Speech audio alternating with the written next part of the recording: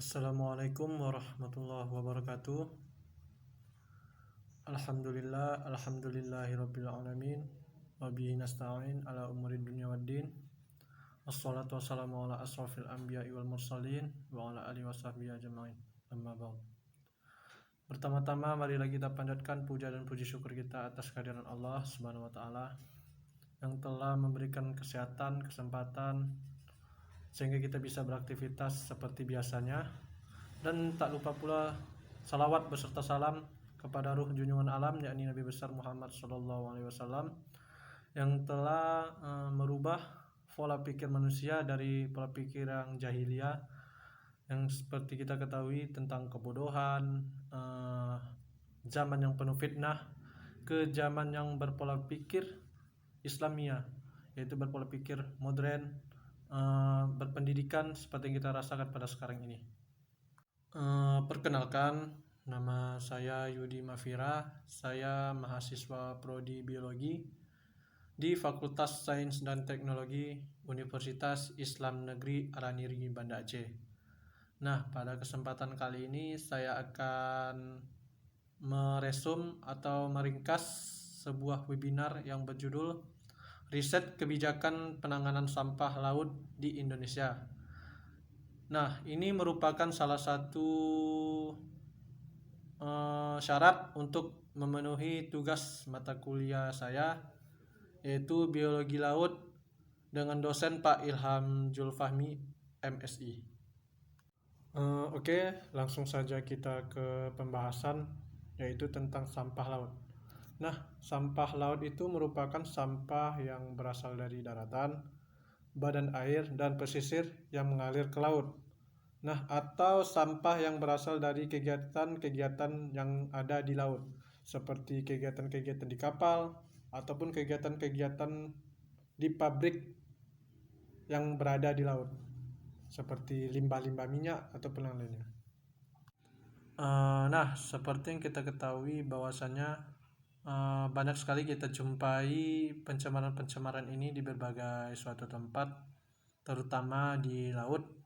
Nah, sumber-sumber pada umumnya meliputi yaitu limbah industri, limbah transportasi, contohnya seperti minyak atau oli-oli bekas yang dibuang di laut, baru limbah rumah tangga, contohnya seperti deterjen ataupun sampah-sampah rumah tangga, dan juga meliputi limbah-limbah yang berasal dari daratan ataupun yang berkegiatan di laut. Dari sumber-sumber yang sudah saya sebutkan tadi, pasti ada dampak yang terjadi pada lingkungan sekitar, terutama di laut. Dampak ini dibagi menjadi 4, yaitu dari segi ekologis, ekonomi, kesehatan, dan estetika.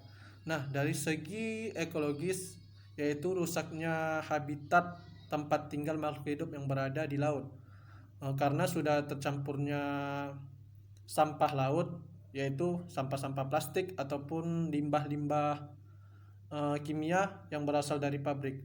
Nah, dari segi ekonomi itu ya kurangnya kunjungan para turis yang disebabkan oleh pemandangan yang kurang elok, karena disebabkan oleh sampah yang berada dari daratan itu sendiri mengalir ke laut, sehingga kunjungan turis tersebut berkurang. Nah, selanjutnya yaitu pendapatan para nelayan berkurang karena disebabkan oleh tangkapan-tangkapan mereka tidak seperti biasa, disebabkan oleh sampah laut ini, sehingga ikan-ikan ataupun makhluk hidup yang ada di laut banyak yang mati. Dan dari segi kesehatan, yaitu penyebaran penyakit sudah pasti karena disebabkan oleh sampah laut tersebut yang bercampur dengan bahan-bahan kimia, sehingga ikan-ikan tersebut kita makan,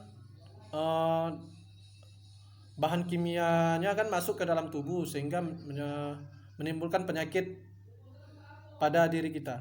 Dan selanjutnya yaitu estetika yang sudah saya sebutkan pertama tadi, yaitu pemandangan menjadi rusak sehingga kunjungan-kunjungan turis berkurang. Dari dampak-dampak yang sudah saya sebutkan tadi, tentunya banyak sekali kerugian yang terjadi di lingkungan maupun di kalangan masyarakat itu sendiri, baik dari segi ekologis, ekonomi, kesehatan maupun dari estetika. Nah, bagaimana cara kita menyikapi masyarakat yang kurang toleran terhadap daerahnya sendiri, yaitu dengan cara memberikan pengetahuan kepada masyarakat tersebut bahwa pentingnya menjaga lingkungan-lingkungan, karena lingkungan tersebut adalah sebuah aset bagi mereka, bagi masyarakat itu sendiri, yang akan menguntungkan ke depannya.